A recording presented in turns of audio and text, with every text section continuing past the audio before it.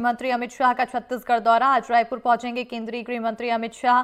लोकसभा चुनाव को लेकर कल संगठन की बैठक लेंगे।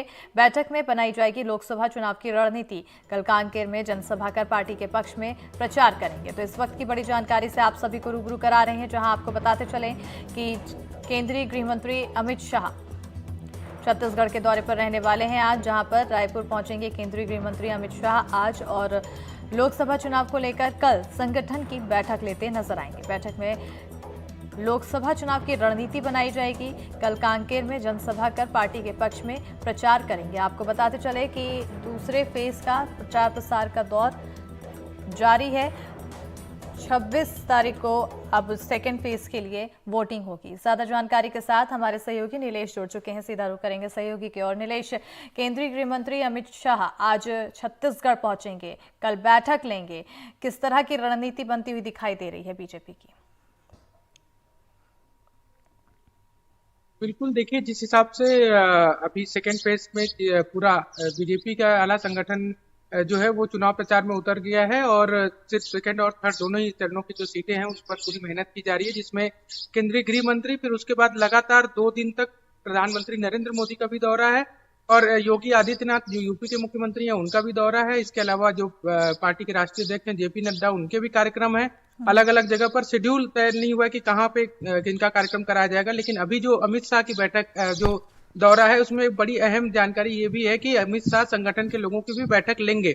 यानी कि संगठन के लोगों के साथ वो रणनीति जो कई सारी सीटों पे बीजेपी भले ही कह रही हो कि हम 11 की 11 सीटें जीतने के लिए एकदम एक तरफा लड़ाई है, इसमें कहीं कोई दूसरा है ही नहीं, सामने का प्रत्याशी जो है पूरी तरह से कमजोर है, ये दावा बीजेपी करती रही है। लेकिन ये बैठक जो अमित शाह लेने आ रहे हैं ये बता रही है कि कहीं न कहीं कुछ न कुछ सीटों पर जरूर कोई दिक्कत है, परेशानी है, जिसको दूर करने के लिए समय रहते प्रयास बीजेपी की ओर से किए जा रहे हैं।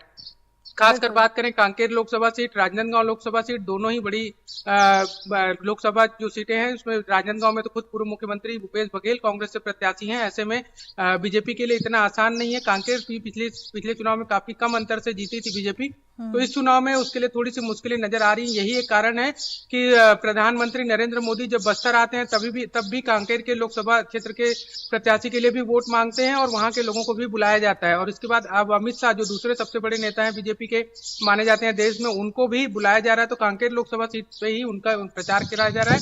और इसके अलावा तीसरे फेज से पहले प्रधानमंत्री नरेंद्र मोदी अगर माफ करिएगा दूसरे फेज के इलेक्शन से पहले प्रधानमंत्री नरेंद्र मोदी अगर छत्तीसगढ़ में सभा करने आ रहे हैं तो उसमें से एक सीट महासमुंद है, लेकिन जो सभा आयोजित की गई है वो कांकेर के बॉर्डर से लगे धमतरी जिले में की गई है, ताकि कांकेर के लोगों को भी वहां बुलाया जा सके या उनको भी साधा जा सके। तो ये पूरी कोशिश जो है आला कमान की, वो जो ऐसी सीटें हैं जहां पर थोड़ी सी पोटेंशियल कांग्रेस के लिए ज्यादा है बनस्पत बीजेपी, तो वहां पर उसको साधने और अगर कुछ कमियां हैं तो उसे समय रहते दूर करने की पूरी कोशिश बीजेपी आला कमान की जा रही है। दूसरा, आज कांग्रेस की ओर से बात कर लें स्मिता, तो कांग्रेस की से प्रियंका गांधी आ रही हैं। प्रियंका गांधी राजनांदगांव में सभा को संबोधित करेंगी। इसके अलावा कांकेर के भी कुछ हिस्सों में के लोग वहां पहुंचेंगे क्योंकि बॉर्डर इलाका ही है दोनों, तो दोनों ही लोकसभा को वहां से भी साधने की कोशिश कांग्रेस की ओर से भी की जाएगी।